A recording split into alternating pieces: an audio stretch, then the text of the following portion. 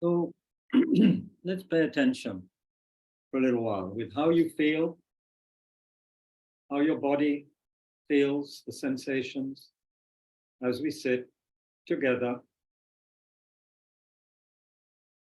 kind of a little community together, but not a kind of clique. We're not cutting ourselves off from others. By paying attention to our own body and mind, we begin to understand, don't we, what others also experience. Every human has a similar body and mind, right? Which they cherish, which they do not want to lose, which is precious to them.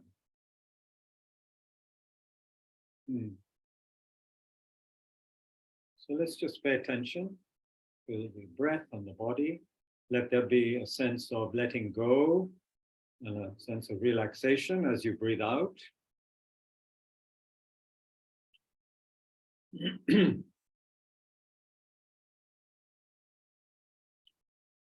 And when thoughts come, as they will, that's natural, just greet them in a sense. We pay attention to them, but we don't follow them in this case. We let them go.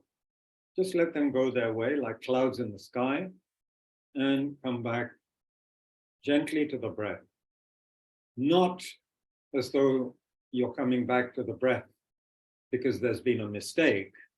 It's not that the thoughts are a mistake, no, but we're not paying attention to them right now. We just let them go. Recognize their arisal, let them go back to the breath. Gently back to the breath. So there's a sense of stillness, there's a sense of ease and relaxation. And there's a sense also being very attentive, very alert. Those three things, stillness, ease, relaxation, and attentiveness, all within the embrace, you could say, of that sense of environmental kindness. We feel gentle and kind towards ourselves, but towards others, and towards everything around us. So let's sit like this for a little while. I don't have the gong with me. We will sit together, excuse me. We'll sit together quietly for 10 minutes, okay? Till just after 7 o'clock.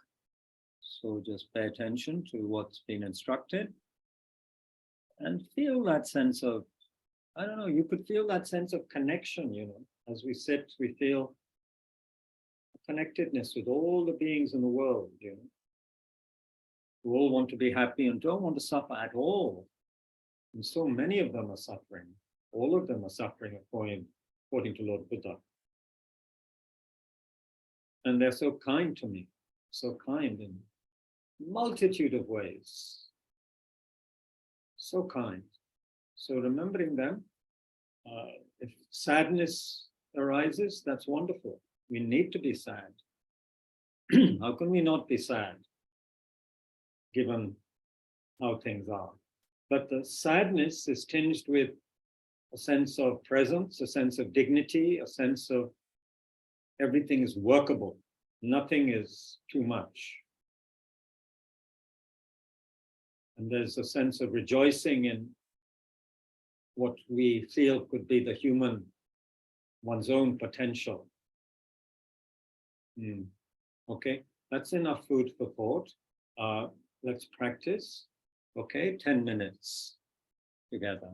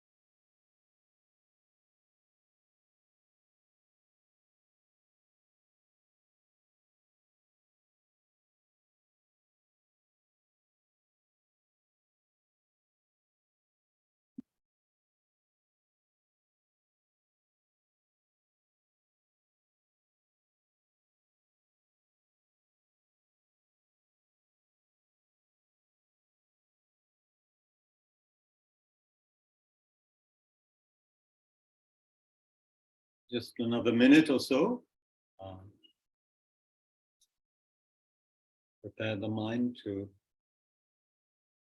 exit the formal meditation and engage in the rest of the session.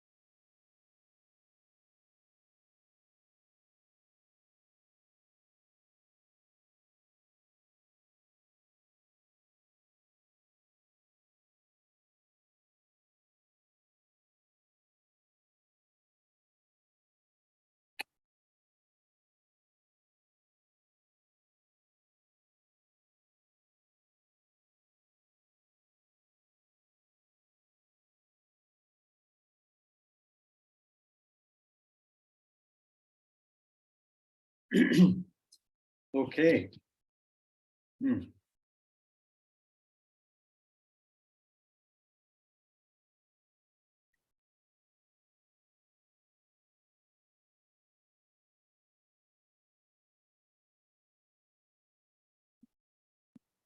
So you may have experienced a lot of things during those 10 minutes. Many thoughts, many memories. And there's that sense that all these thoughts, all the memories, all the plans, all the expectations or worries or whatever, they're all occurring, they're all happening to me. They're all occurring to me in my mind. As though we could really locate my mind, not only the mind, but also the owner. We feel we could locate that owner. A lot of this text that I've been using as a base very loosely for the last few sessions, a lot of this text is actually talking about ultimate truth, is talking about meditation on emptiness, discussions on that, which are rather deep. And I think it would be difficult for people who don't have any background on the subject. So I'm not going to tackle those sections of the book right now, but we could just remember, to throw in something, we could remember that from the point of view of the highest school of Buddhist philosophy, of middle way philosophy, the Mahayana philosophy, which is said to be the apex of the philosophical views which help us to eliminate self-grasping ignorance. In that tradition, it is said that phenomena exist. They exist on some level, of course, they exist, but merely in name. In name. They are mentally labeled. If you were to go searching for yourself, what would you point to? You see, whatever you point to is just a part, which itself has many, many parts, which can be then, it goes on and on and on and on, dividing. It's not only that, but then the being that thinks that it has a body, has a mind, has an opinion, has a laptop, has a past, has a mother, has a father, that being, if we search for that being, that person, what we feel to be me, then it's very, very hard to find. It becomes very elusive. When we begin to search for it, because if it exists, it must exist, right, within body or mind somewhere. Can't exist outside. So we search right throughout the body, all the parts of the body, and all the parts of the mind, and there are so many aspects to awareness, to consciousness. Where do we find the owner? What we feel to be the owner of this?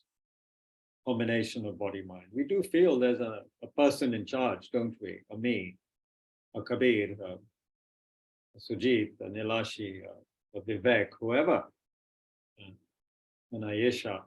There's somebody there, who owns all this stuff. But when we search, that's another matter. But there is something existing. We cannot deny there is existence. But we say it's just comes into existence by virtue of naming, labeling. It's merely labeled. There's no solid inherent entity in anything, whether it's ourselves or in the computer screen or the walls or the floor or biscuits or refreshments at the back of the Tushita Gompa. None of them are existing in their own right, from their own side. They're existing in name. So anyway, this is just to whet your appetite so that you begin to think, what in the name of heaven and earth is he talking about? And it may, I hope, not chase you away from Buddhism, but cause you to investigate deeper. What does Buddha mean by reality? How do we exist? What is the nature of the I? What is the nature of phenomena? How do phenomena exist?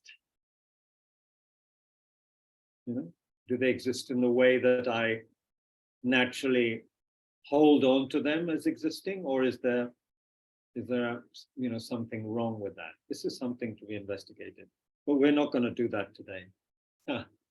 Already spent some time on it. We will do more of this, perhaps after some more preparation for those for whom the subject is new. Okay, today I want to focus on an interesting section in this text, teachings that Rinpoche gave on the 11th of September in 1983 in Italy. He's talking about something very dear to his heart and dear to the hearts of many, many practitioners of Tibetan Buddhism, and that is the practice of the mantra of Avalokiteshvara, okay? The mantra of Avalokiteshvara, the mantra of the Buddha of compassion. This is a very simple mantra to recite, Om Mani Padme Hum. It's only 6 syllables after all. And you will find Tibetan people reciting it, some of the older generation especially, reciting it pretty much non-stop throughout the day sometimes. Certainly while they are circumambulating or in temples and so forth, it's being recited so much. So Rinpoche is now talking about that, and also about motivation, the motivation behind why we do anything, why we recite the mantra.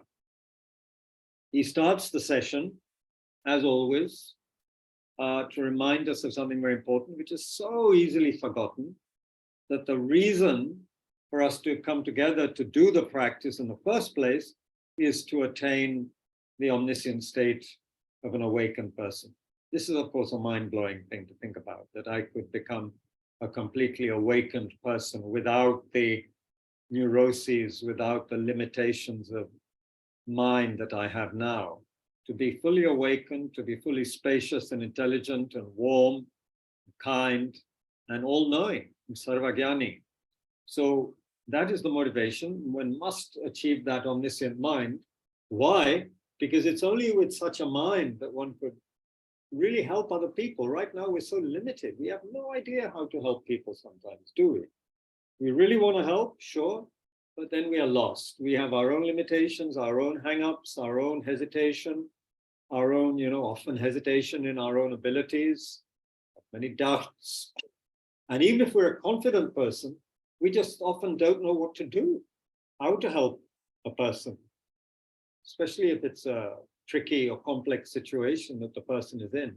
And not only that, if someone were to ask you, what I'm interested in spirituality, I'm interested in Buddhism, in Tibetan Buddhism even, what's the main thing that I should practice, and so you can of course give an answer that you've received from others saying you must practice the preliminary practices, you must meditate on death and impermanence and so on and so forth. Of course, that's good. But specific practices that you know are going to be really beneficial for that person, a specific book that you know will touch that person and help them, we don't know exactly what to do. We don't know the exact way to help others, to give precise, meaningful, helpful advice. Often we have no idea. So the point here is only an awakened person has the best idea, knows the best way to guide others. You know, cannot do their work for them, obviously, but knows the best way to guide others. Yeah. So, the motivation is I must become such a person. I have the Buddha nature, as does everyone else. I have to awaken that and become a Buddha. You know, there's nothing else to be discussed, in a sense, you know. So Rinpoche starts with that, and he says that reciting the mantra of Avalokiteshvara, says this is one of the best methods for developing a good heart, a kind heart, the thought of loving kindness, compassion, Bodhicitta, and the act of renouncing oneself and cherishing others. The point being that when we only cherish ourselves, that is the door to many, many sufferings, a lot of anxiety. And when we really genuinely cherish other people, when we cherish others, that brings tremendous satisfaction, tremendous peace, actually. Tremendous satisfaction and peace comes from cherishing, benefiting others. Of course, there are infinite ways to benefit others. The best way is to guide them to enlightenment. But anything we do for others, anything to make life more comfortable, easier for others, is to be practiced, is to be cherished. Yeah. So he's saying, reciting this mantra, it's one of the best methods for developing that good heart, bringing peace and calm to the mind and bringing so much happiness to others, because one is then able to help them. And even then one's presence helps others, because one is somehow irradiated with that loving kindness and compassion. Because mantra is not just something we recite to pass the time. Mantra is energy. Mantra are sacred syllables. The word mantra, the Tibetans always translate as mind protection. Mantra, mind protection. It protects the mind from ordinary thoughts, from disturbing thoughts, from our ordinary mundane petty thoughts. It brings a very elevated kind of vibration to the mind body complex, although we might not know how that happens exactly. It might seem such a simple array of words, syllables strung together. How could they have such an effect? Well, with the right motivation and with focus, maybe we'll be able to see how it could be so, you know. So now then Rinpoche goes on to talk about the motivation, you know. Of course, he also says that worldly concern doesn't arise when you recite this mantra. It's not about power. It's not about spiritual power, you know, power over others, like some mantras in some traditions are for gaining some kind of power, you know. This is pure sort of compassion. The more and more the mind becomes subdued, more and more loving kindness emerges by reciting this. Fewer thoughts arise of cherishing oneself, and more thoughts arise of taking care of others. Yeah. It brings up the thought, Rinpoche says, that if you are able to bear hardship, if you're able to suffer for others, to accomplish happiness for others, then you're most happy to suffer. You are more happy to suffer than not to suffer if it's for others. You're quite happy then to suffer for others, if necessary, to work for others.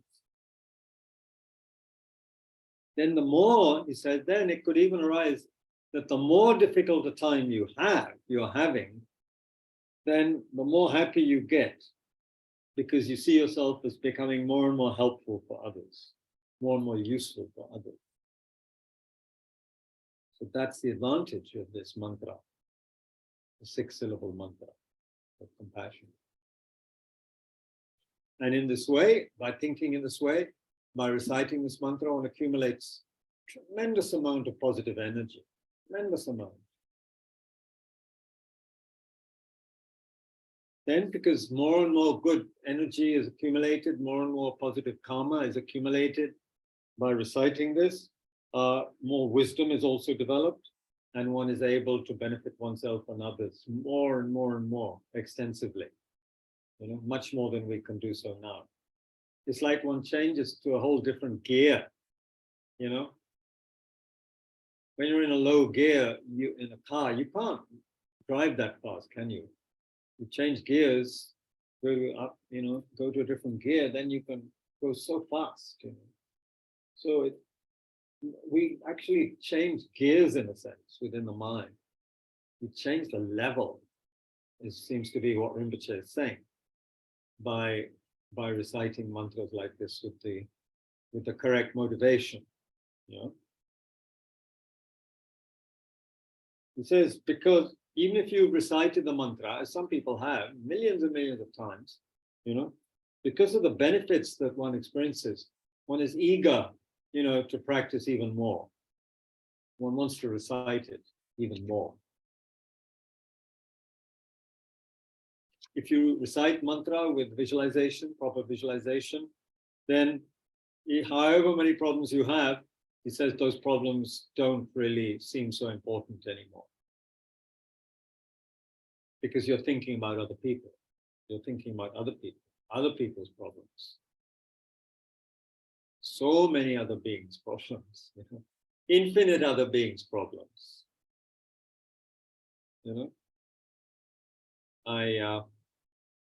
At the traffic lights, the traffic lights leaving Delhi, leaving Oscars, just leaving that area, the little girls, the boys come up with roses, to sell roses. So that's always a reminder to me, here's the rose. I have it in water in my Chandigarh hotel to remind myself of that little girl who gave me these flowers, sold me these flowers. And it's easy then to remember others, isn't it, sometimes? It's important to remember others, to look at others, to pay attention to others, to look into the eyes of others. She was a very sweet girl, really, hanging around at traffic lights, selling flowers. I mean, of course, there are worse lives. She could be in jail or she could be in the hell realm, but it's not a great life for a young girl, to be at traffic lights selling roses.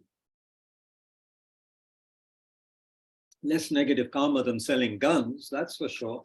But you feel for a person of that age, how wonderful if they could be in a good, a good situation, having an education they enjoy, for example, or whatever. Anyway, point is, one's own problems dissolve when one just begins to think more about other people and their kindness. She had these flowers which are, they're still alive. They weren't bad flowers, dead flowers. Put them in water, they'll survive till morning. I'll carry them to Himachal Pradesh and maybe strew the petals on the land there and remember that goal and the kindness of other people, the kindness of others, and how wonderful it is to be able to reflect and think about others. It doesn't have to be so self-centered all the time, in the sense of thinking about oneself all the time and one's own problems. Anyway, Rinpoche says reciting this mantra helps to reduce the self-cherishing attitude, which is our biggest problem, our biggest burden. Me and my problem, isn't it? So while reciting the mantra also, it brings a sense of tranquility. So there's a peacefulness arises, a peace arises in mind. Yeah. Rinpoche says, and I quote, as I explained over the last few days, the happiness that we wish, the suffering that we do not wish, they're not created by others, but only by one's own mind. They come from one's own mind.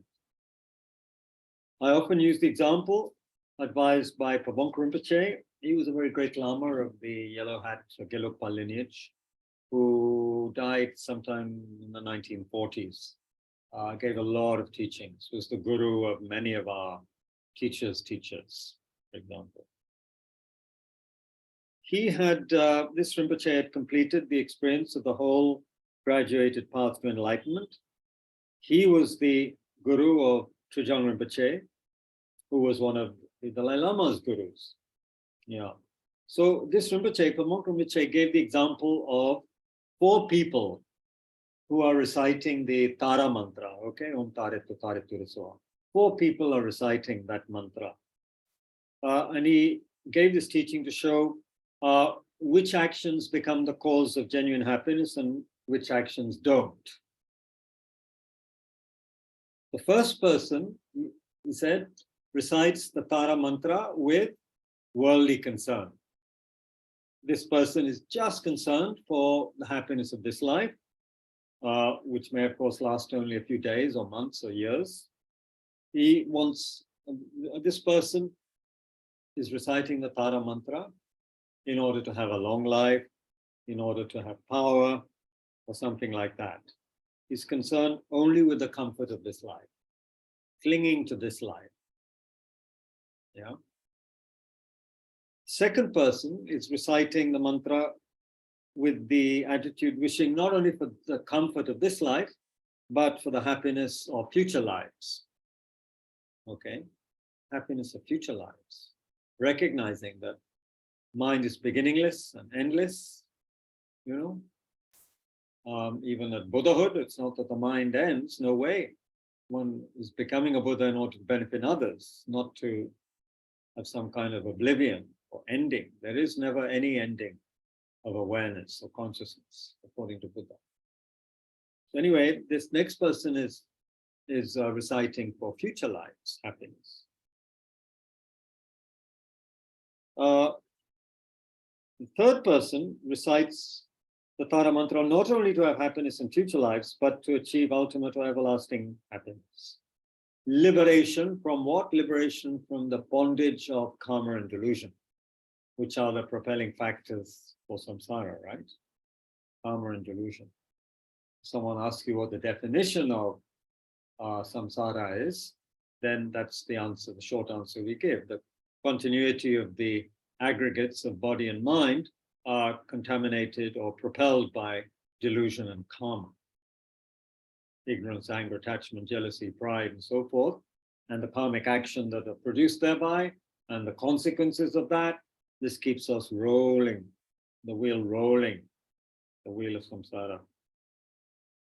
So this person, this third person, wants to be free of samsara, which is a very wonderful wish, very noble wish, isn't it? Wants to be liberated from the deluded aggregates of craving and grasping. Craving and grasping are considered very, very, very important links in the teaching on the 12 links, because they activate the karma. They really activate the, you could say, the negativity. It's very strong forms of attachment that keep us going. There's contact, then there's feeling. Yeah, we contact an object, there's feeling, then there's craving and grasping. I mean, there's, based on a feeling of pleasant, unpleasant, or neutral. Say it's a pleasant feeling, then there's craving, and then there's even stronger than the grasping. This is the grasping, wanting, especially wanting to have this kind of body again, wanting to have this kind of body with its sensory apparatus, Anyway, the third person wants to be free of this. They can see the shortcomings of repeated rebirth in samsara, all of the suffering that entails again and again and again, going through that process. The person sees that so clearly. The fourth person, now this is, we would say, the person, the great being, the person who is a person of great capacity, on the path of the great person, the superior person. That person recites any mantra with the attitude wishing to achieve the Sarvagyani state, the omniscient state of a Buddha, in order to free all sentient beings from suffering. And not only that, to lead them to the peerless happiness of enlightenment. The fourth person is reciting with that motivation. So you can see from the outside, it would look the same. It could look the same. In fact, the fourth person who has the highest motivation could be wearing very raggedy clothes and smelling because they haven't washed for days. And the person with a very worldly motivation could be wearing monks or nuns' robes and, sitting very straight, looking very pure, having a very, shaven head and reciting the mantra. And then you think, wow, what a great person. So, but they could be having the least beneficial of the motivations, the motivation of just the happiness of this life. Whereas the person who looks like a stinking beggar would have the, the highest motivation, and they would be creating the most beneficial motivation. They would be someone who is engaging in something that is most beneficial for sentient beings. So the fourth person's action of saying the prayer becomes the cause of achieving peerless happiness, because the action is possessed by the most pure attitude, the thought of Bodhicitta, the altruistic mind of enlightenment. The third person, their recitation wasn't motivated by Bodhicitta, even though they wanted to be free of samsara, wasn't motivated by Bodhicitta. It was just wanting to attain nirvana. Only the thought of liberating himself from karma and disturbing emotions. So that becomes the cause for that. If the motivation is strong enough for that third person, it just becomes a cause for achieving freedom from samsara. The first person's, the second person's prayer, just wanting the happiness of future lives, that doesn't achieve enlightenment, doesn't achieve nirvana. Merely becomes the cause of happiness in future lifetimes, which of course is very useful. To have a happy human life, for example, is very useful. But if it's only used for worldly ends, then it's very limited. The first person, of course, their action doesn't even become dharma. It's only connected with really the eight worldly feelings. Wanting gain, wanting pleasure, comfort, wanting good reputation, wanting praise, not wanting the other things. So that's not even, wanting a long life, wanting power, wanting love, whatever. So that is actually a non-virtuous action. The three other people's actions are dharma. The first person only reciting for the benefit, the happiness of this life, that's not a dharma action, however much it looks like that from the outside. So it's actually non-virtuous. It's a non-virtuous action. It just leads to more and more samsara, more and more craving and grasping, more and more limited motivation.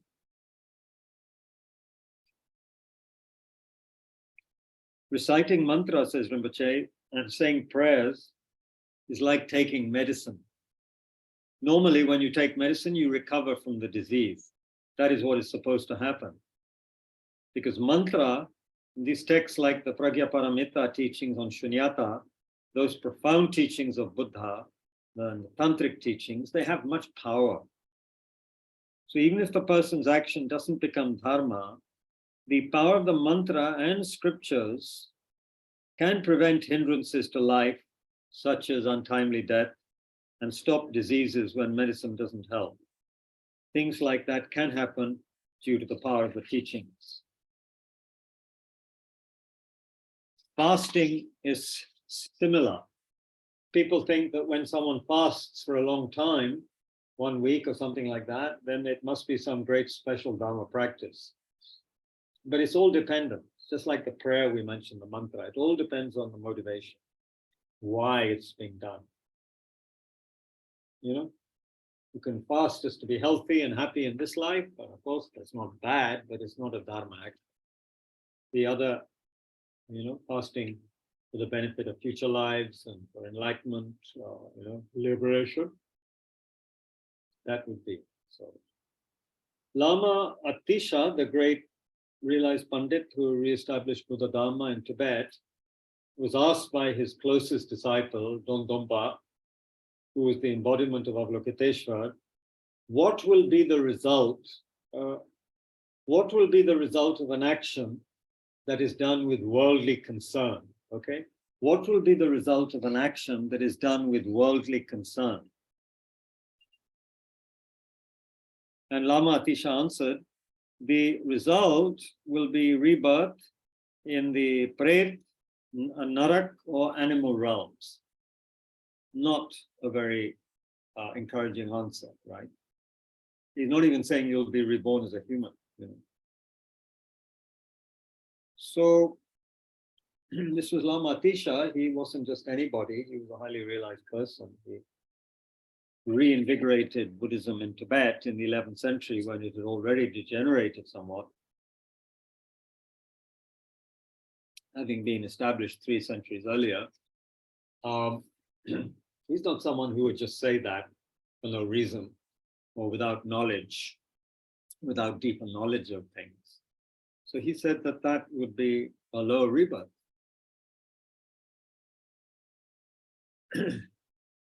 So it also implies that actions that are not connected, not possessed with worldly concern, they result in the happiness of the upper realms, human and gods.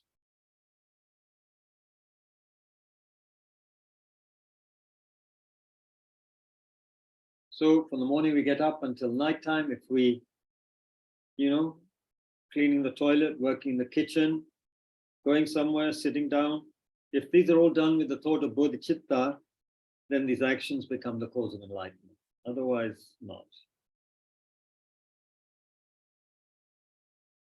So it all depends on the attitude. Which means if we constantly remember the Bodhicitta motivation, everything we do becomes meaningful, beneficial for ourselves and others. Eating, going to the toilet, participating in a session like this. If it's done with that attitude, even if it's a fake Bodhicitta, because let's face it, we can't develop right now the pure Bodhicitta motivation, right? How many of us can do that?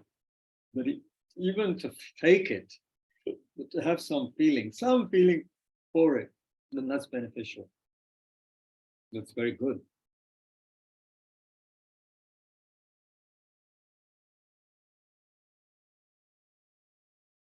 Whether the person is leading a spiritual life or not doesn't depend on how they look from outside. Whether one's keeping silence or saying many prayers, always living in a cave, not seeing people, those actions don't define practicing Dharma or leading a spiritual life, leading a pure life. The definition comes from the attitude. What's our attitude?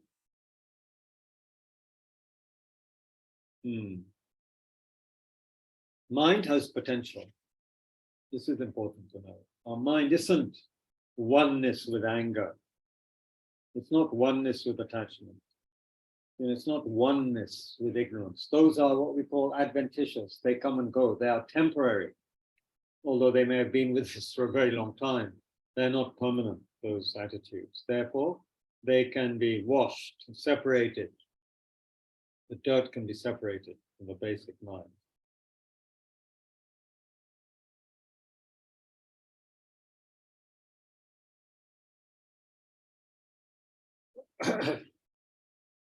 People often think good luck is something independent, that success is independent, good fortune is independent.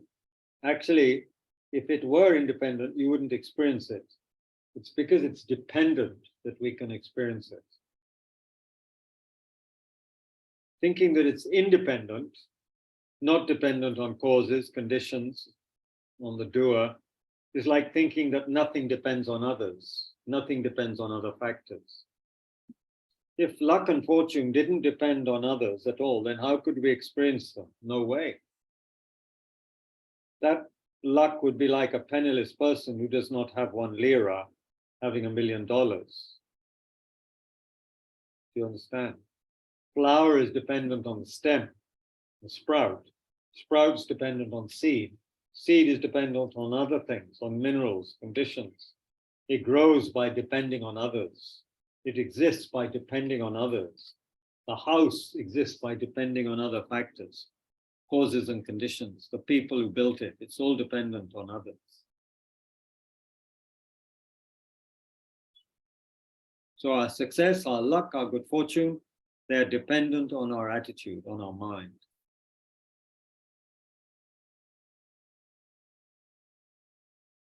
Whole point is to study these matters, to know these things. Always watch the mind, always correct the mind. Try to correct wrong thinking, which disturbs happiness, which brings suffering and confusion, and practice the correct way of thinking.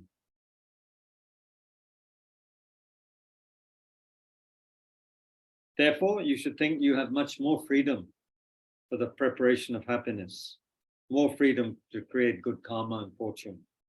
Knowing this, instead of being depressed, you can always be happy. We'll stop there and have some discussion,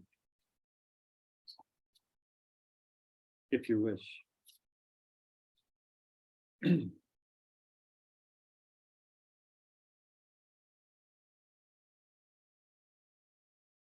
So we have some friends, some new guests, it looks like. So welcome to everybody. Dario, Gabriela, Labi, Professor Chaudhry, Venus Mirsta. Welcome to everyone who's new. As I missed before, Vikram Kaleka. And, okay, so people can unmute themselves. Hi, Dario and Gabriela, nice to see you. So, hi here.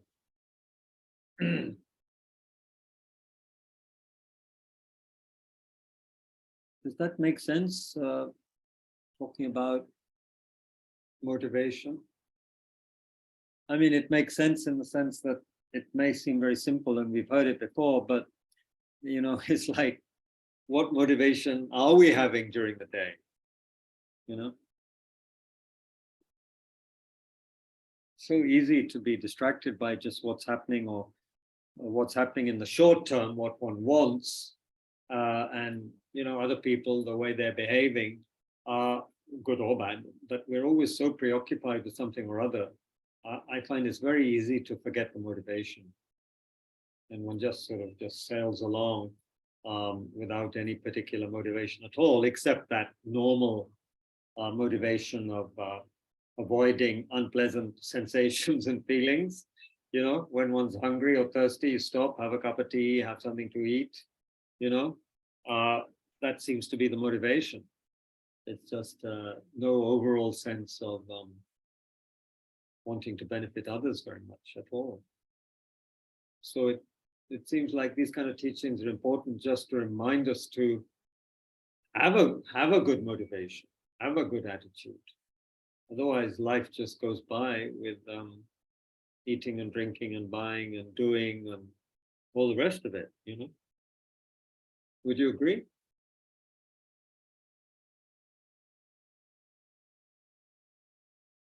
Life just passes by, and you can have a whole day without, you know, without a positive thought, without a really positive thought. Yeah, have you had that experience? A whole day pretty much going by without any particularly positive thought. Everything is simply creating comfort for oneself. in one way or another. Food, drink, friends, just, doing what one wants. And that's it. And then the day's gone, and then the life's gone. Yeah, habits are very strong, unfortunately. Yeah. Pranam, my 10-year-old son has disability. He can't walk he can't walk. He's on a wheelchair. Yeah. Can I recite Avalokiteshvara mantra for his betterment? Absolutely. Rinpoche says if one can recite, he used to say, if you can recite Avalokiteshvara Om Mani Padme Hum 1,000 times, which doesn't take long, if you can recite it 1,000 times, then you can bless water by blowing on it. You can bless medicine by blowing on it, give it a very good vibration by then blowing on it. And then giving that to someone who has a problem, who is sick, who has a mental problem or physical problem. It can only benefit. It can't harm in any way. It can actually benefit. That's with any mantra, but Om Mani Padme Hum is so simple to recite. And if one can recite it, you would recite it obviously with a lot of love and compassion. It's for your son. So yeah, do that. It's very, very good. Blow on water, give that water to drink, keep it in a bottle, having blown on it, having recited the mantra, and then, give it to your son, or, mix it with the other drinks he likes, that has benefit. Thank you. Yeah, very good to do. So 1,000, it takes me, it takes 1.5 minutes or something, 2 minutes to recite one mala max. Yeah. So you can do 1,000 mantras in, 20 minutes easily. Not that one should be just aiming at speed. And then one can, then Rinpoche says whatever one does is beneficial for others. Yeah. Thank you. Yeah, good to do.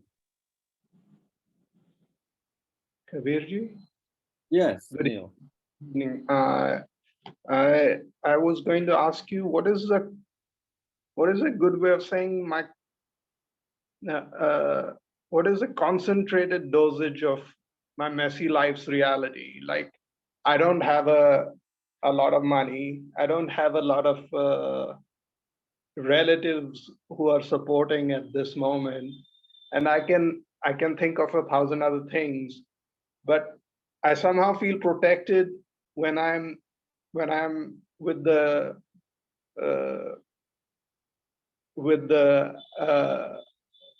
fact of having Buddhist teachings, and that kind of reality check is good for me. I know that, and yet somewhere I miss out on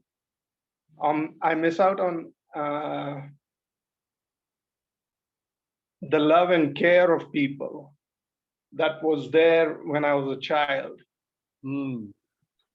Especially with both my parents not being around anymore. So what is a Buddha perspective on that? How did I create the karma to come to this? Well, most people are gonna lose their parents, before they die themselves. That's just a collective karma of being a human being and being younger than one's parents. So I wouldn't get too focused on that. But of course, if they died when you were young, that's a particular karma, you could say. And people who used to lose their parents when they're children, or their parents run away, or whatever, that is karma. But the main point is loving kindness, right? How can one achieve a mind of loving kindness for oneself to start with? because you're saying you feel unloved. And that, I would think, is something that the vast majority, actually, of human beings feel. They may not articulate it, they may not be aware of it, actually. They may not be able to put it in words, but as you can. But most people feel that way, I would imagine. Most people, to some extent. So the Buddhist take on that is, well, it's easier said than done. You are your own master, you know. The Buddha cannot save you. The Buddha can only show the way. And he's shown the way most skillfully and kind and with great kindness and love. But, you know, we have to follow that. So there's the loving kindness practice, which some people find very effective when directed towards oneself. And perhaps if one develops that kind of gentleness towards oneself, more confidence arises also in oneself and in one's gentleness. And then you will attract those qualities from other people. That's what I found in my life when I began to open up a bit more my heart and expand it a little bit. Then more, you know, loving people come into your life, and one feels cared for. Of course, for some people, you could say that one has created certain kinds of karma, so this won't happen to me, you know, this positive development won't happen for me. But that's not a very useful way to think about it. One should always think that one is capable of developing some love towards oneself and within oneself, and then that can then attract positive, loving energies from the environment, you know, and from other people. And you might even find that if you develop more, confidence and love towards yourself, then you might find that you might one day find yourself walking outside in a park or something, and you just feel so much, you know, goodness, and you feel so much support just from your environment. But you don't need people all the time saying they love you, or you know, or your parents. You know, like the parents, if one was close to one's parents, then of course it is sad.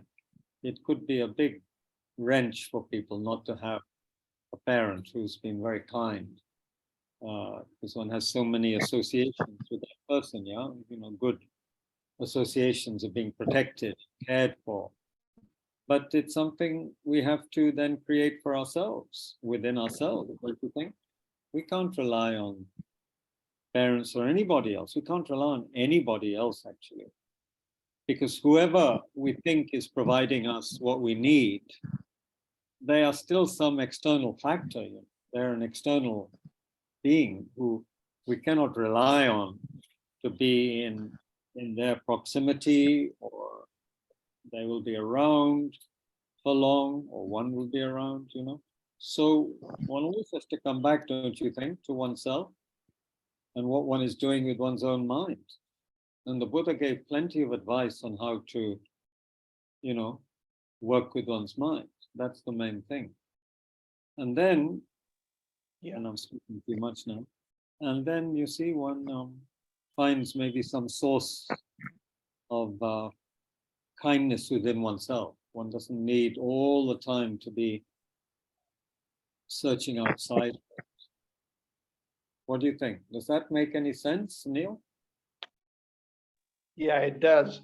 I was talking to a monk who said you should get married, but I'm not at an age where I can find a girl by hooking into some website or something.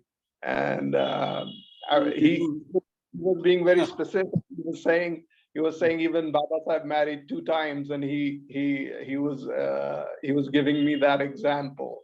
And I said to myself, maybe he is right. Maybe he has a point.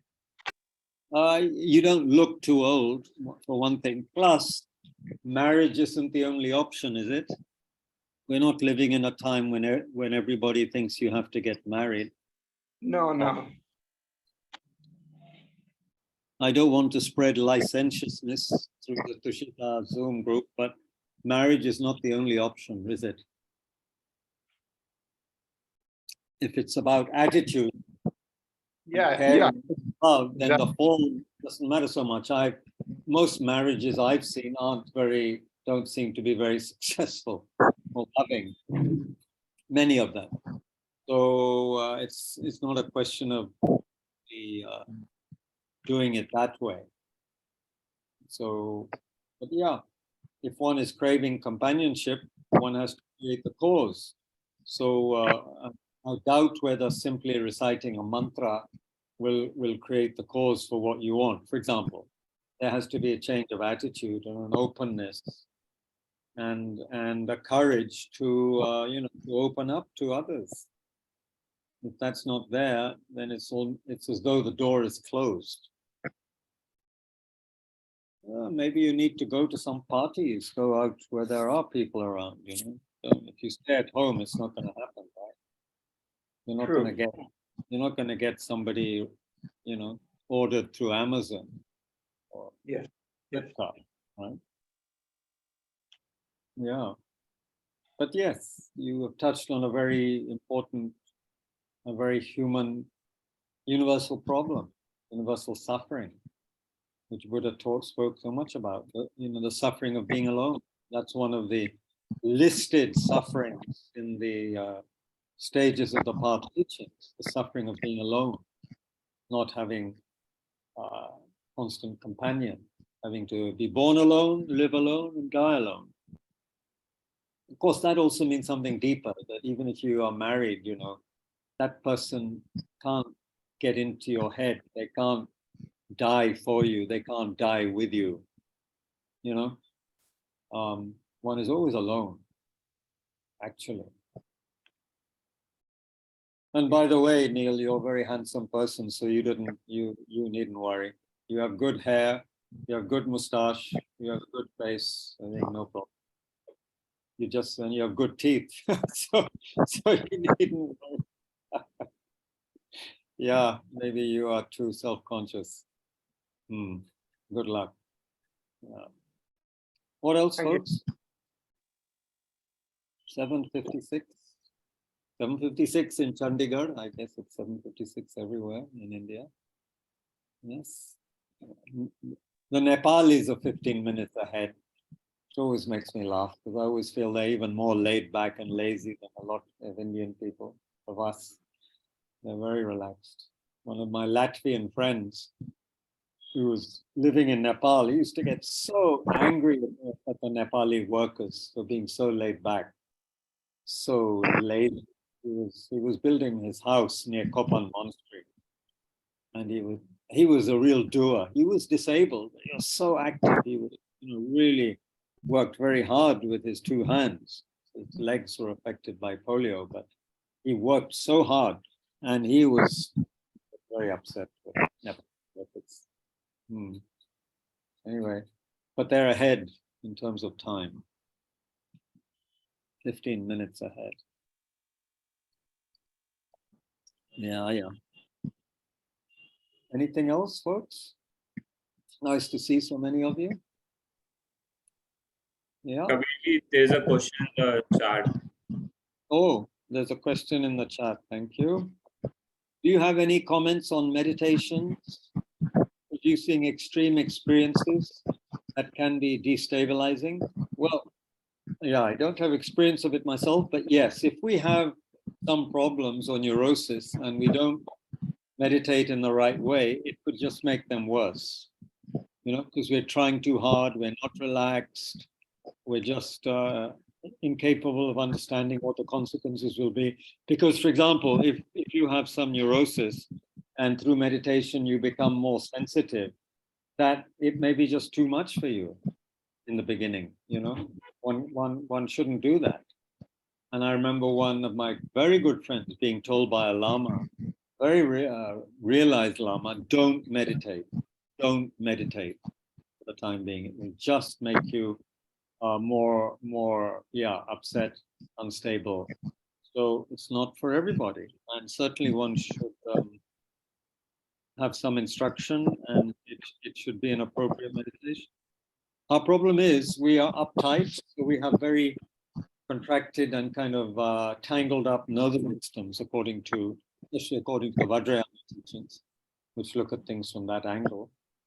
So meditation, if it's not correctly approached or done, it can make that tangle of entangled nervous energy more problematic if we don't meditate properly.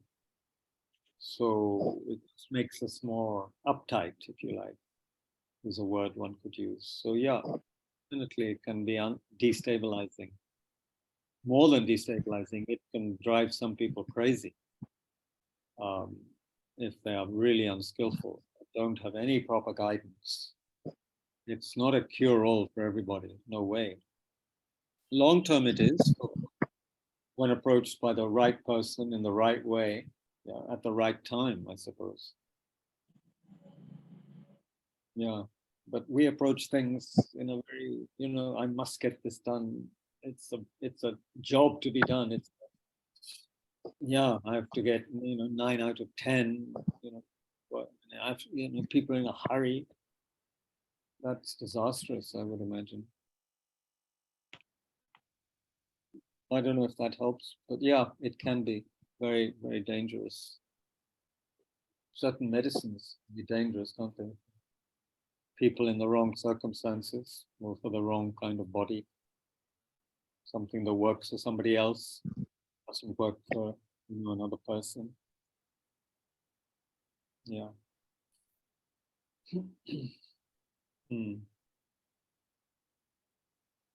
Okay, 8 o'clock. Thank you everybody from Nepal to Mumbai to Dario and Gabriela. We're far away, but not so far away because of technology. Isabel, I think in Portugal. Lavi, I don't know. Lavi, where are you from? Hi, I am new in this dharma, this thing path, and I've been recently, since past 10 days, I think I've been joining these sessions in the evening. Nice. Yeah, this calling came last year when I had visited McLeodganj, and there I happened to accidentally visit Tushita. And Accident. Very good yeah, accident.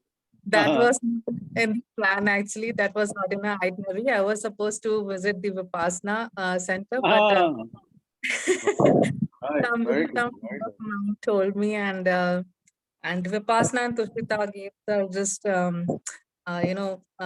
side by side. So I saw the Vipassana gate, but I happened to enter the Tushita gate, and that was the time as I entered. I saw the serene and mesmerizing, this thing, and these scene. And as I walked inside, I saw the boards there where it was said that maintain silence. There are students who are doing the courses. So I found it very intriguing. Achha. And I Achha. sat there for almost an half an hour. And my kids were behind me searching me where mom is. And and that was a time when I was sitting and witnessing the woods, you know, uh, Yeah. Sorry. come Yeah. here. So I kept on thinking, how can that be practically possible? And so this year, last month, I happened to attend this 2 days non-residential program on how to meditate. So it was a wonderful experience. So it was just 2 days. I was hoping to be coming back. There itself, I was thinking that फिर से कब आना हो पाएगा. So I am Where planning. are you joining from? Where are you joining from? I am from Delhi. Delhi. Yes, there we were told by our teacher, Venerable Thubten that after going from here to continue meditating, you have to be under, in a group where you get motivation to be in touch with meditation. That So can I help. started searching for Tushita centers in nearby areas. I found this in Tushita, Delhi, house card. Good. So then I Good. thought, good. Well, go to Hostas. Yeah, in Delhi, you can go to Hostas sometimes. I've never There's a been group to. there. You can see the Hostas people there. See how happy they are in the Hostas. See, they're all smiling. Very soon And very soon then you I'll have refreshments at the back. You see where Bob is. Bob is there in the refreshment section. You can see all of that. Yeah, it's a good I place. followed you asking the people there after the session to have refreshments. I'm going to very soon visit. Very good. Look forward. One more Okay, thing. lovely. Did you one have more something you wanted to ask? Yes, I am Absolutely. afraid this is out of context. I have come through across this thing in the website that His Holiness Dalai Lama is offering his teachings, going to give his sermons from this month onwards in Hindi. So I don't know how to do the registrations. I tried searching in this website, but You go to the website and it's all there, www.dalailama.com, and they give the information there in the schedule. Yeah. Okay. They are Yeah. asking for the passport, and I think that they are asking for the physical, going physically and getting That's registered. if you go there. That's if you go there, you would have to show an ID and register a few days before if you want to attend in person. But it's no big deal. Everyone does it. It's very simple. Yeah. Don't Okay, worry. thank you very much, Tina. Yeah. Okay, everyone. I hope just because we were using Rinpoche's book as a root text, I hope that's been beneficial because the words are coming from a realized person. And we've been reminded, I am reminded of motivation. What is motivation for any action? And let it be, a good motivation, liberating motivation at least, if possible, the Bodhicitta motivation. That whatever we do, may it help others to awaken completely, like that. And yeah, we have today's what? Today's Thursday. On Thursday, Friday. What's on Sunday morning? We have a very interesting speaker, Ajir Vidya, who used to work in the government, and he's right now in Australia with his daughter, but he will give the session. He's had a lot of experiences in his life with spiritual people, with lamas. He's from a region of India, Kinnaur district of Himachal Pradesh. Born in a house right next to the house of one of the greatest teachers of the last century, Kunu Lama Rinpoche, who was also a teacher of Dalai Lama Ji. So Ajirji's family are very close to this great teacher. So anyway, he will give some reminiscences and some meditation on Sunday morning at 11. So that is something to look forward to coming up very soon. And then next week we have some interesting teachings from Tushita students. Yeah. Okay, so keep looking at your WhatsApp screen, occasionally anyway, for the program. And thank you to everyone. Thank you, folks at Tushita, Nilashi ji and Sagar Bhai for setting up the screen at Tushita, being there. And thank you everybody else who's joined in. Very kind of you all to be there. I hope it was in some way useful. Okay. Thank you. And yeah, take care, everybody. Yeah. Thank you. Bye. Thank you. Good night. Good morning, wherever. Yeah.